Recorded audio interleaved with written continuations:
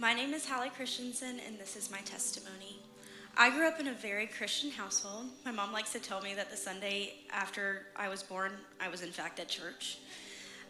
When I was 3, my parents, sister, and I moved to Guatemala to serve meals to kids in poverty and teach them about Jesus. While I do not remember all of Guatemala, my first memories were there, and I will forever cherish my time there. When I was 5, we moved back to the States so my dad could move back to the States and to South Carolina so my dad could go to seminary. While living in South Carolina, I gave my heart to Jesus on Easter 2011, and I was on absolute cloud 9. Not long after we moved back to the U.S. from Guatemala, I started having major health problems. Lab work, doctor's offices, it was always something, from stomach issues to anxiety. My mom typed and laminated a verse to turn to when I was anxious. I also would sing it at times, but I'm not going to do that today. It was Philippians 4:6-7. Do not be anxious about anything, but in everything, by prayer and petition, with thanksgiving, present your requests to God, and the peace of God, which transcends all understanding, will guard your hearts and your minds in Christ Jesus. I was then put on anxiety medication, which seemed to help. After 3.5 years in South Carolina, we moved back to Alpharetta, Georgia, so my dad could be on staff at the church that we helped start. During this time, I was diagnosed with celiac disease, which gave us answers to why my health was so poor, and I began a gluten-free diet. In summer 2016, my family decided to move to Newnan, Georgia for my dad's new job. I was very excited for something new. I loved Newnan, and it felt like home immediately, but the biggest thing that we struggled with as a family was to find a church since we were so heavily involved in our previous church, until we found SouthCrest. During this time, I started doing color guard at Northgate when I was in 8th grade. I loved every second of it, and I made so many amazing memories and made so many friends. God was good. Then March 13th, 2020 hit, which, as my family knows, is my mom's birthday, but everybody else knows that as the day that the world shut down. I was devastated, not because we were stuck inside, but because my Sweet 16 was 2 weeks away, and everything had to be canceled.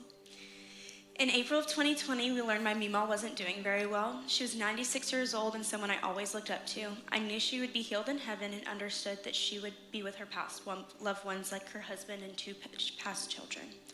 After her death, I thought, okay, God, hopefully COVID slows down and everything goes back to normal. That didn't happen. I'd also like to point out today is Mima's 101st birthday, so yeah. July 13th, 2020, I got the call after work that one of my closest friends I met through color guard passed away in a freak skydiving accident at age 18. I was devastated. Why would God take someone who is the definition of an angel? Why not a drug dealer or a murderer? Why Gina? For the next 1.5 years, I struggled. Every Sunday I was sick or working so I wouldn't have to come to church. God wouldn't do this. Why would he do this? My last semester of high school, I simply did not care anymore. I was just barely able to graduate my last semester. I was headed to college to be a part of my dream color guard team, and I didn't need God. The summer before college, I fought with everyone. My parents, friends, coworkers, pretty much everybody in sight. When I went off to college, I was ready for a break, and that did not happen. During my first night, I ended up getting very sick, and during band camp, I ended up having to go to the ER. It then snowballed, and by September, I went off of my anxiety and depression medication. I started dating somebody who hated the idea of God and made fun of my family for being Christian, and I decided to resign from my dream color guard team. The day after I told the coach that I was leaving the team, I got into a car wreck and I was the driver. There were 4 people in my car total, and my seatbelt was buckled and the person beside me wasn't. My airbags didn't go off, but his did. The cop on the scene told me that if his hadn't gone off like what they would have, he would have gone through the windshield and he most likely would not have walked away from this accident. After the wreck, I was simply tired of being here. Why would God do this? There's no way that a God that was real would let this happen to anybody. In October of 2023, I was about to take a shower and was 2 inches away from ending my life when God told me, "You're not done, you have to stay, it's gonna get better." The following months, I slowly got better, started taking my medication again, I started communicating and was very open to my parents about what had happened, started going back to therapy, and I mended the friendships that I had ended the year prior. I also ended the relationship with the boyfriend at the time and started talking to God again. I prayed and prayed to ask him for forgiveness, and I continue to get back where I am today. Today, I'm very happy and beyond grateful for what God has done in my life. I'm currently in my junior year at college at Jacksonville State University in Alabama, and I'm studying special education. I just finished my first semester of being in the classroom, and I'm absolutely loving it. Flashback about 10 years ago, when I was 10 years old, I had a dream that Jesus told me I would teach kids with special needs. It was a long journey of switching majors and actually finding the note again when we were moving, but I knew it's what he called me to do.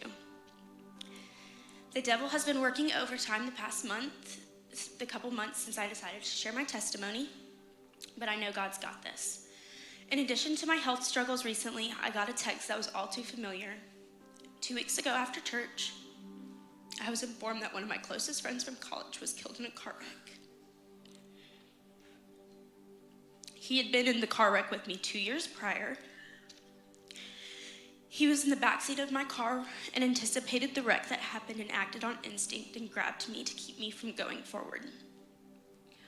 This in turn protected both of us from any major injuries. That's just the type of person he was. It breaks my heart he died in a car wreck 2 years later.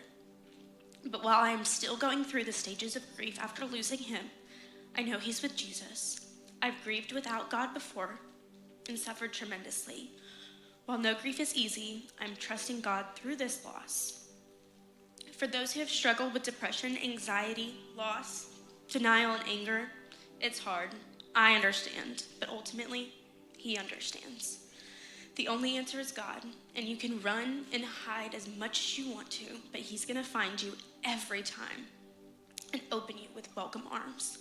I'm never going to know why he took away 2 amazing people at such young ages, why I had to get into a car wreck, why I got into a bad relationship, or any of it. But he has a plan for me, and he has a plan for you. Thank you.